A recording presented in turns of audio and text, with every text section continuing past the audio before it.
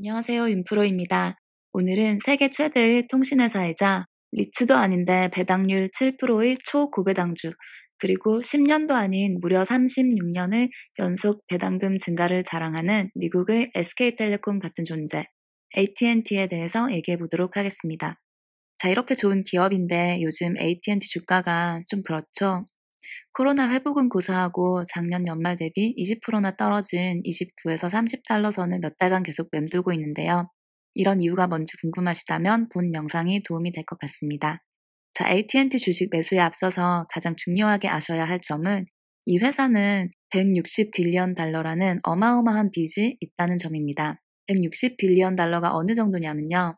하나로는 200조 원인데 이것도 사실 잘 안 와닿잖아요.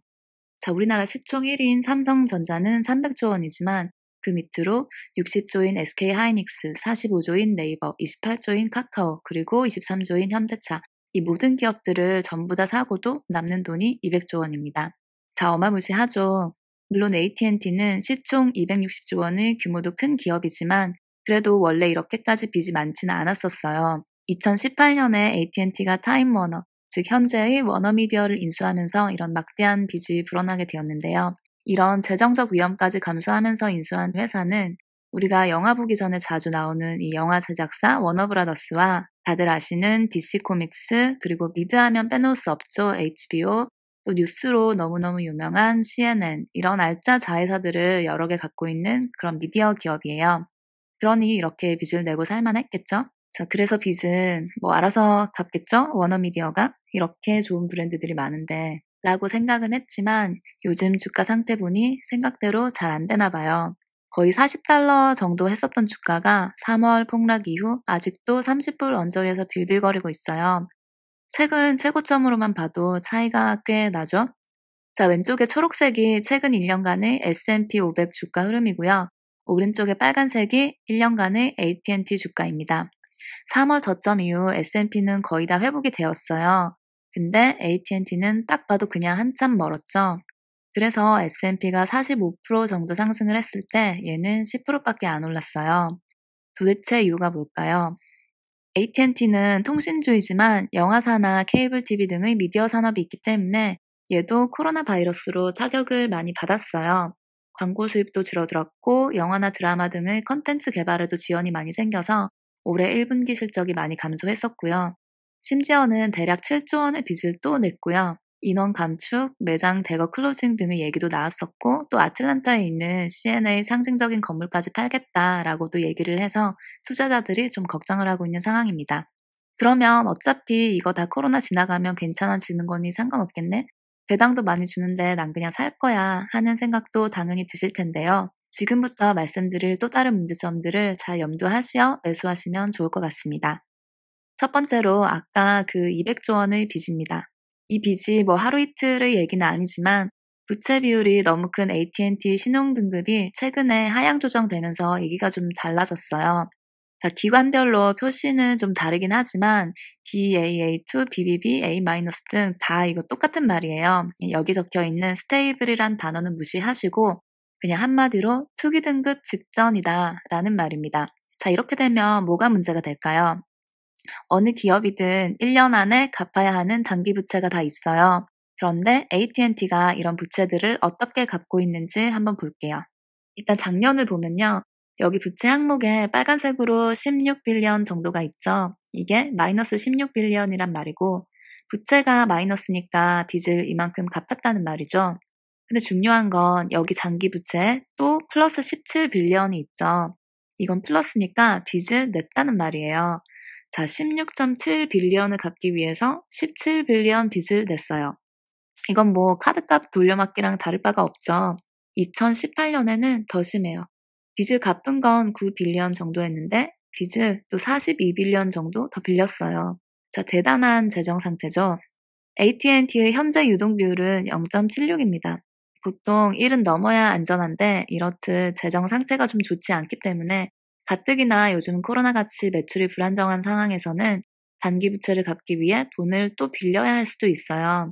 근데 우리가 아까 봤듯이 신용 등급이 지금 투기 직전이잖아요. 이러면 나중에 돈을 빌리거나 회사채 발행에 있어서 좀 제약이 많이 따르겠죠? 기업이 부채를 제때 못 갚으면 망하잖아요. 물론 AT&T가 아주 단기간에 망하진 않겠지만 이런 비정상적인 재정 상태가 추후 주가에 악영향을 미칠 수 있는 많은 트러블들을 가져다 줄 가능성은 있다라는 것은 염두해 주시면 좋을 것 같아요.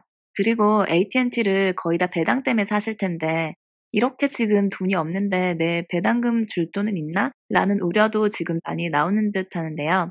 AT&T의 페이아웃 레이쇼는 현재 105%입니다. 매출에서 남겨먹는 게 100인데 배당을 그보다 더 큰 105나 주고 있다는 말입니다. 그리고 이번에 5조 원 정도의 자사주 매입을 계획하고 있었는데요. 코로나 사태가 터지면서 이것도 취소하고 7조 원을 또 빌렸죠.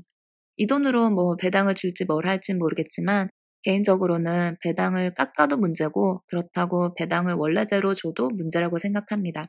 왜냐면 지금 가뜩이나 돈도 없는데 배당만 이렇게 자꾸 주면 올해 5G나 뭐 HBO 등 투자는 어떻게 해 나갈지 궁금하네요. 자, 그리고 두 번째 문제는 기업의 이익 감소입니다. 일단 매출은 작년에 늘었어요. 보시면 170빌리언에서 181빌리언으로 소폭 상승하였는데요. 어떻게 된 게 순이익은 아주 크게 줄었어요. 전년 대비 27% 정도 감소했네요. 이렇듯 순이익 마진율, 즉 매출에서 몇 퍼센트나 남겨먹는가의 수치가 2017년에는 18% 정도였는데 2019년에는 이게 8% 정도가 되면서 3년간 마진율이 절반 이상으로 감소를 했어요. 자, 이렇게 되면 비슷한 이익을 내기 위해서는 매출을 그때보다 2배 이상 내야 한다는 거잖아요. 근데 저희가 아까 봤듯이 매출에는 큰 성장이 없었죠. 그리고 한술 더 떠서 돈이 필요하니까 자사주 발행을 더 했어요. 2017년 대비 발행 주식수가 거의 20% 정도나 늘었고요. 같은 금액을 더 많은 사람들이 나눠먹다 보니까 EPS도 그동안 60%나 감소했습니다. 자, 배당만 계속 조금씩 늘려주면 뭐하나요? EPS가 절반 이상이 줄었는데 이러니 절대로 배당률만 보고 사면 안 되는 거겠죠? 자, 그리고 세 번째 문제는 이 통신업계의 경쟁자들입니다. 미국 4대 통신사들의 가입자 수인데요. 작년에 이 3위인 T모바일이 4위인 스프린트를 먹었어요. 그래서 이 둘의 가입자 수가 합쳐지니 기존의 가입자 수 2위였던 AT&T보다 더 많아졌어요.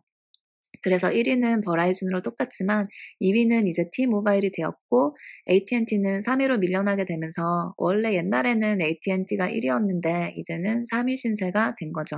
그리고 이런 양적인 것뿐만이 아니라 퀄리티 면에서도 AT&T의 실적이 별로 좋진 않아요.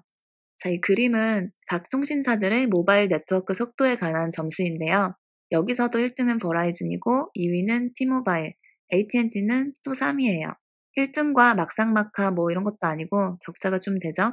이 표는 2018년 자료이지만 현재까지도 상황은 별로 달라지지 않고 있고요. 자, 그래서 이런 경쟁에서 살아남기 위해서는 끊임없이 투자를 자꾸 하고 돈을 써서 고객들을 뺏어와야 되는데 당장 5G도 제대로 개발할 돈은 있을지 모르겠다라는 것이 네 번째 문제입니다. 하지만 뭐니 해도 지금의 가장 큰 우려는 바로 이 HBO Max입니다. HBO Max는 HBO의 넷플릭스 같은 스트리밍 서비스로 5월 말에 런칭을 하였는데요. 이 HBO Max를 자세히 보기 전에 먼저 이야기를 해야 될 것이